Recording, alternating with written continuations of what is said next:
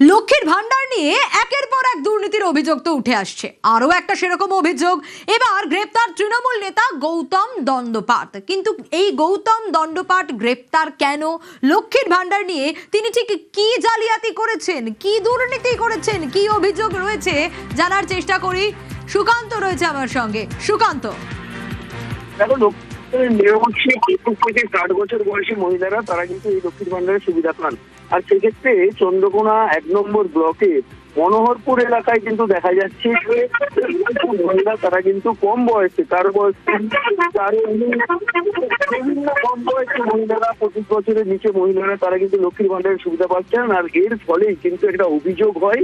সেই অভিযোগের ভিত্তিতে কিন্তু ওই এলাকার তৃণমূল নেতা গৌতম দণ্ডপাট তাকে কিন্তু গ্রেপ্তার করেছে পুলিশ।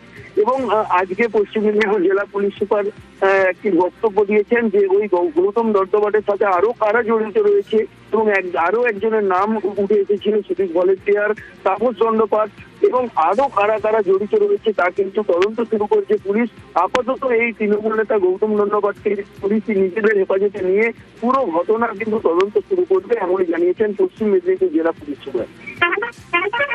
বেশ, আমরা জানি লক্ষ্মীর ভান্ডার 25 বছরের ওপর হলে তাকে পাওয়া যায়। যেমন কিছু মহিলার নাম পাওয়া গেছে যাদের লক্ষ্মীর ভান্ডার কার্ড আছে, যাদের বয়স 20 এবং তার আশেপাশে, অর্থাৎ 25-এর নিচে, যেটা হওয়ার কথা না।